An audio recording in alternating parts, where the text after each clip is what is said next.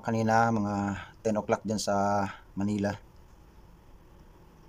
formal na nagsampa ng kaso yung delegado ni Topacio, Atty. Topacio, yung dating speaker Pantaleon Alvarez sa ombudsman laban dito kay Speaker Tambaloslos Martin Romualdez, kay Dalipe, kay Saldico at sa iba pang mga sangkot doon sa di umano'y pag fill in the blanks ng by-scam report. So hihiram tayo ng live video ni Atty. Trixie Angeles para matingnan natin kung ano yung nangyari doon sa loob ng ombudsman. Sa ombudsman sila nagsampa kasi nung nakaraang press conference na Atty. Topacio, sabi nila sa prosecutor daw ng Quezon City na malapit sa batasan doon sila magsasampa. So nagbago siguro sila ng isip. Doon sila sa ombudsman nagsampa ng kaso. So tingnan natin kung ano yung nangyari. Maganda. Bumalik kami kagad. No? Andyan na sila.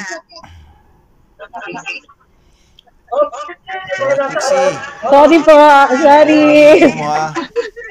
Atty. Trixie, maya-maya sama kayo doon. Ay, opo, sige po, pero normally nagpo-cover lang.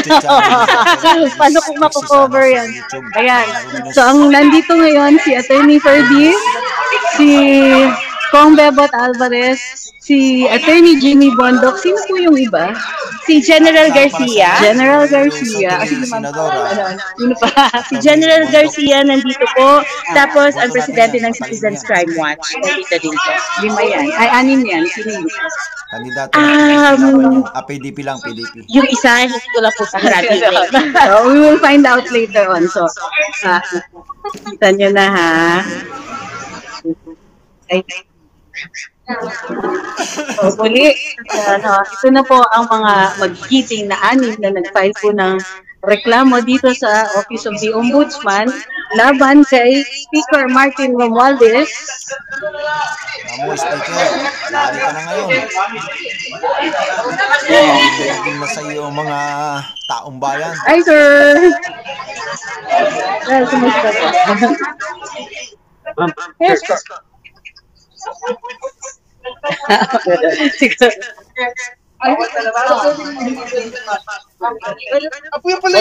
Pwede dito. Ayan. So, napapasok na kayo! Dito lang. Yes, po. Ay! Wait, mag-live. Ay, live pala. Yes. So, Atty. Jimmy is one of the complainants dito sa kaso laban. Baka magkasakit. Hindi pwede nag-kandidato pa. Ayan. Isa siya dun sa nag-file ng reklamo. Huwag niyo kakalimutan. So, Atty. Jimmy, ano yung pasihan ng ating reklamo? Narinig niyo na po lahat yan sa balita, yung mga blank items sa ating enrolled bill, GAP, BICAM report, at ang sina-challenge natin, no, ay kung paano nagkaroon bigla ng figura yung mga walang figura. So obviously, may falsification na nagano. Walang authority, may nagpuno. At yung aming alam namin, yung pinag-iinalaan natin, sila lang kung may custody of the document. No? So, ayan yan, baka maiwanan tayo. Ito na sa harap. Ayan. So, dito tayo sa... Dito. Nasaan yung mga... Dito niyo ito. Para nakaubong sila. Tama. Narinig ba sila? Baka nagsisigawan sila doon. Okay. So, tayo natin ha. Ay, sorry sir. So, okay lang. Natamaan mo yata ikaw. O, ayan. Ito po ngayon ang support kami. Yay! Cheering squad! Para, yan. Kita niyo ba sila? Dito sa StreamYard kasi hindi na... Mababasa na po sila. Yung... Picture na lang po. So, titignan natin later on kung yung kopya ng reklamo. Gipay lang po, gipay. Kong Bebot, pahay naman po sa live tayo. Okay. Patiin niyo naman si Kong Bebot. Kong Mirani. Yes. Congress pa rin. Vice Governor ng Vice Governor ng Davao del Norte si Kong Bebot this time. Oy, mga taga Davao del Norte, you know what to do. Okay. Sir, anong basis ng ano natin, filing natin ngayon? Meron tayong violation ng revised penal code at saka yung violation din ng anti-graft. Nung una kasi, ang iniisip namin, revised penal code lang. Kanya lang, sabi ng isang complainant, ang dami namang nilabag na batas. So, bakit hindi natin i-file lahat ng kaso na nilabag? Speaker. So, sige sir. Paupuin ko muna kayo doon kasi mamaya na tayo mag-exclusive kay Kong. Kasi ang daming media dito. Fortunately, kino-cover sila ngayong araw na ito. Si Kong Bebot, please. Ayan. Ayan na po sila. Mag-Q&A sila. Medyo magulo, so we will answer. Mga bataan niya.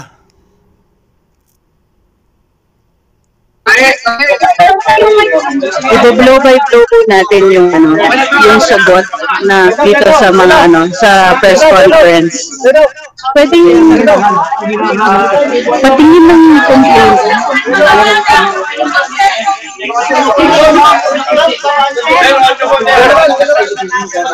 So, ang gulo, tignan ninyo.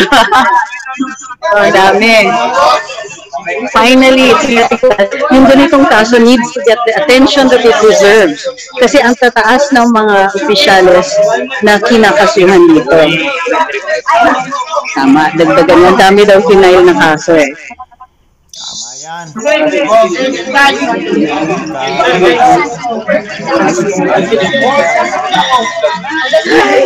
Umaya. Ang saya. Gusto kong, pwede mo ba sa'yo? You have a copy?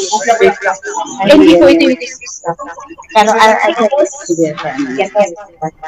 Yun. Huwag pong kakalimutan si Attorney Jimmy and si Kong Bebot ay parehong tumatakbo. Si Kong Bebot as Vice Governor of Davao del Norte. Si Attorney Jimmy is running for Senator. Ay, ang saya. Sandali. Kukunan ko with my... Yes, front page. Front page lang.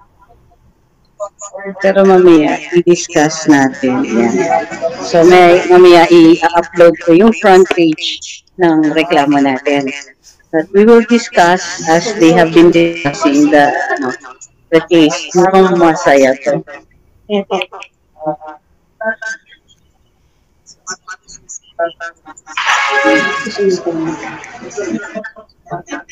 Yeah. So, mas maganda yan. Natin yung mga katanungan, ha? Ano talaga ang nangyari niya sa vice cam na yan? Talagang may kagagawa niyan yung tropa ni tropa ni Martin. Pwede rin nating masabi na walang kinalaman si BBM, pero posible yung nangyari dahil maraming yung kapatid niya si Amy babala na hindi siya dahil mga blanco nga bakit hindi siya nag-kumpirma yung kapatid niya yun. So hindi naman pwede rin kasi si BBM nga kasi may may tingin niya hindi siyang kasuhan dahil presidente siya. So tignan natin pag nag-prosper yung kaso niya sa gawa ni BBM sinutal namin umabot sa 200 Sir, bakit well, Alagay ko, mas masaya. Well, kaya po, 12 counts yan, ay 12 times pinuan yung mga planas. Yun po ang in-approve ng BICAM ay 0. Talaga yung 0. Dapat po yun pagdating sa Pangulo, 0 yun. Hindi pwedeng palitan yun unless may typographical error, maling spelling, maling formatting, or misspelling. Yun lang po ang kailangan o wrong grammar. Hindi po pwedeng ilagay yung 0. Gawin mong 90 billion or 80 billion o kahit 10,000 pesos po. Hindi ko pwedeng gawin yan. Kahit piso nga. Basta 0. So 12 times po namin nabilang na meron po gano'ng insertion. Yung singit, oo. So, ibig po sabihin, si Speaker Romualdez ay mahilig sa singit. Sir, sino po pala yung respondents dito? Ito po, siyempre si Speaker Romualdez, because siya po ang head ng House of Representatives. Manuel Jose Daripe, siya po yung nandun sa APRO. Itong majority leader, siya yung majority leader. Siya yung mga marshal, mga mga dito. Si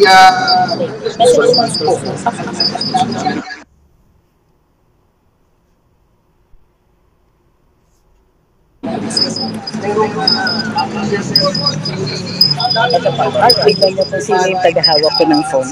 Ang mga kasama sa technical working group acting under the instructions of the named respondents. Yung mga staff? Ako. Kaya tinutusan lang sila. Kasi po, ginawa din nila eh. So, they have to justify yung kanilang insert under the directions na ito ay lawful na instruction. Kasi kung unlawful yung instructions, ay liable din ito sila. Opo, kung ano na kayo. Disqualified. Alam niyo po, ako ay I'm doing this in representation of the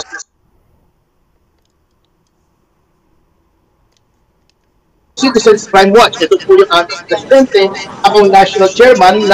The Citizens Crime Watch has been in existence since 1992. Talagang pakialamero po kami. Kami nakikita kami talagang namin ang corruption ay pinafile po namin. Kami po ang nag-file sa Debaksya. Now Congressman Benson Andari na ngayon ay hindi ng bayan. Kami po ang nag-file kay Commissioner Pagson ng draft na ngayon po ay nililitis na sa RTC Bulacan. At marami pa po kami ibang na-file po rito, yung sa 44 against former President Aquino. Kami rin po nag-file. So, hindi po ito politiko. Hindi po ito politiko. Ito po aming advocacy sa citizens crime. Ang pang-isang sila. Why include the same voters? Bakit sinama si David? Opo, alam na talaga yung insertion, dapat pumili siya para hindi ito ang i-transmit sa ating road bill. Dapat, binalik din sa BICAM, nilalagyan ng insertion. Attorney ba kasi Draft po at saka falsification. Kasi yan po ang aming evaluation. Na ito po ang krimen na nagawa. may administrative case ba na Implied naman po yun pagka-ombudsman na we are invoking all the criminal and administrative jurisdiction of the Office of the Ombudsman. Malawak po ang kapangyarihan ng ombudsman pagdating po sa usapin ko. Well, sa ito pong falsification ay up to 6 years imprisonment. Yung po sa depende po sa mapapatunayang value ng permisyo sa pamahalaan. Sa administrative po, pwede suspension, pwede dismissal from the service, pwede rin kung convicted, perpetual absence. Limutan share po. anong magiging? Well, karamihan pag wala nang masabi iba, Yan, pushback. alam ko, Kasi salamat. Ang signal patay signal. parte ng so sa akin naman, Hindi ko makasagutan sa tanong ninyo mamaya kasi para marinig niyo si Atty. Topacio. siguro pwede naman nilang depensa, magsabi lang sila ng ano talaga yun.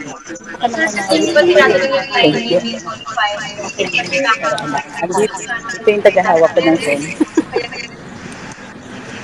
Ang social ko, grabe. Bayan. Salamat.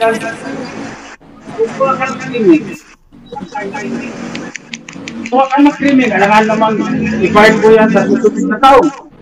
I-file po yan sa nakaraang taon. Hindi pwede. Ginawa nila yan recently, kaya hindi na kailangan action lang tagan. Pero may kinalaman ba doon sa pag-impeach na tama? Wala, magkahiwala yan. Kasi iba naman yung impeachment, itong usapin yun. At ito, criminal case ito, ibang usapan dito. Ang depende sa pag-impeach. Hindi, teka. Yung sinasabi nila diversionary tactic, sino nag-divert? Alin ang nauna? Ito yung press conference ni dating Pangulong Duterte at ni Congressman Trump.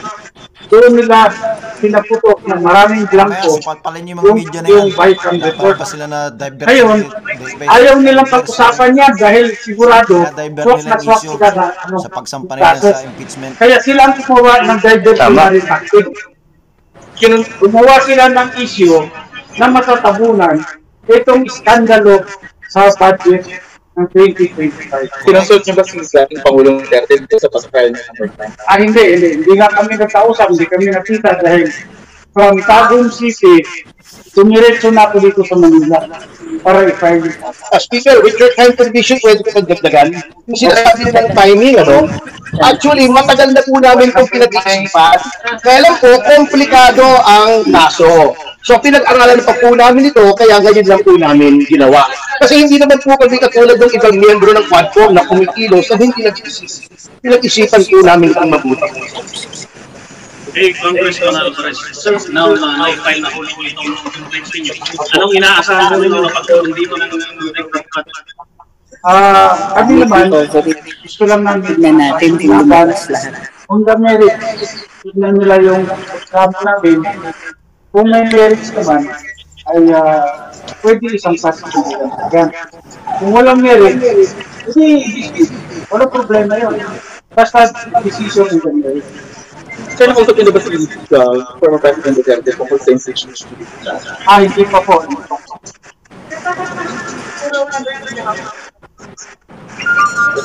Nandun yung opinion na nangyari. Sa Senate? Sa Senado, puro naman kung office of impeachment, pwede naman sila magtawag kung sino niya. Dahil alam niyo po, dito lang sa House of Representatives, matagal na kami sumulat, nag-request kami ng kopya, official copy, ng enrolled bill. Hanggang ngayon, tinatago nila. Pero kung nasa House Library na po yung enrolled bill, ratified bill, but usually, available po siya. Pag-check ko sa akin ito, yung chief of staff ko, dahil yung sulat namin, hindi nila sinagot. Nag-request kami. Okay, thank you, sir. Thank you.